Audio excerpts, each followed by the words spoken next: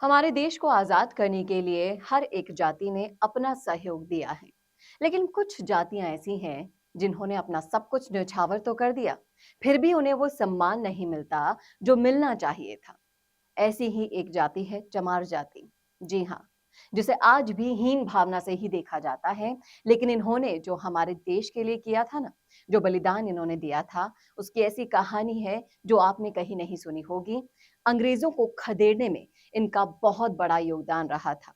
कैसे इन्होंने ये अंग्रेजों के लिए काम किया उन्हें खदेड़ने का, और किस तरह से उन्होंने इतिहास में अपना बलिदान दर्ज कराया, सब कुछ बताऊंगी आपको इस वीडियो में। इसलिए जानने के लिए जुड़े रहिएगा आखिर तक मेरे साथ। नमस्कार, मैं हूं चेतना शर्मा आपके साथ और आप देखना शुरू कर चुके हैं राजस्थान संवाद।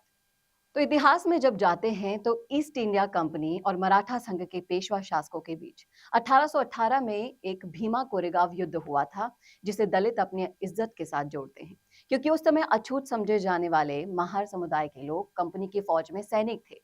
इसी जीत की 220 सालगिरह के दौरान पुणे के भीमा कोरेगांव में हुए विवाद में पूरा महाराष्ट्र भी सुलग गया था।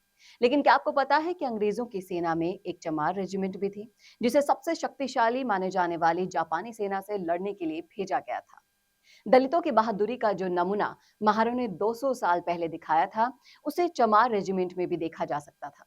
दूसरे विश्व युद्ध के समय अंग्रेज सरकार ने जब थल सेना में चमार रेजिमेंट बनाई थी, जो 1943 से 46 तक यानी कि 3 साल अस्तित्व में रही।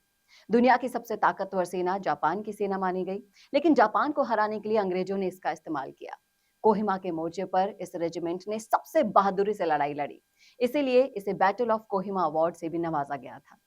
चमार रेजिमेंट थी तो उसे खत्म क्यों किया गया, ये सवाल आपके मन में भी आ रहा होगा। तो इसका जवाब है कि इस रेजिमेंट को बहाल करने की मांग करने वाले दलित नेता आर.एस. पूनिया, उनका मानना है कि एक वक्त ऐसा आया था कि जब अंग्रेजों ने चमार रेजिमेंट को प्रतिबंधित कर दिया था, और युद्ध के दौरान चमार रेजिमेंट के सैकड़ों सैनिकों ने अपने प्राणों की आहुति दी थी। कुछ म्यांमार में, थाईलैंड के जंगलों में भटक गए। जो पकड़े गए उन्हें मौत के घाट उतार दिया गया। कैप्टन मोहनलाल कुरील को भी युद्धबंदी बनाया गया था, जिन्हें आजादी के बाद रिहा किया गया। 1952 में उन्नाव की सफीपुर विधानसभा से वो विधायक भी रहे थे। इस रेजिमेंट के 2 सैनिक आज भी जिंदा हैं। यह है हरियाणा के महेंद्रगढ़ के चुन्नीलाल और सोनीपत के धर्म सिंह। बाद में चमार रेजिमेंट बहाल किए जाने की आवाज को इन्होंने कई बार उठाया भी, लेकिन हमेशा ये दबकर रह गई। दलित इस रेजिमेंट को बहाल करने के लिए कई राज्यों में कई बार प्रदर्शन भी कर चुके हैं। अब इसके लिए कानूनी लड़ाई भी लड़ी जा रही है।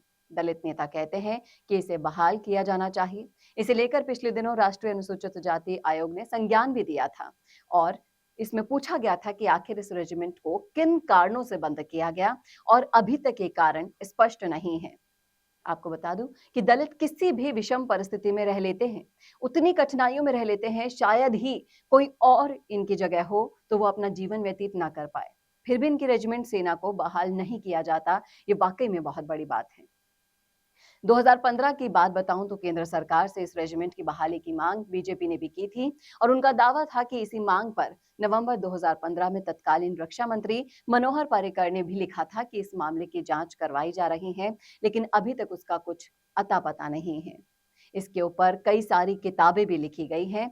अनुसूचित जातियों की सेना में भागीदारी शीर्षक से भी एक किताब लिखी गई है, और सतनाम सिंह ने चमार रेजिमेंट और उसके बहादुर सैनिकों के विद्रोह की कहानी भी उन्हीं की जुबानी नाम से लिखी है। आप इन किताबों में साफ साफ इस सेना से जुड़े हुए इतिहास को अच्छे से समझ सकते हैं, पढ़ सकते हैं।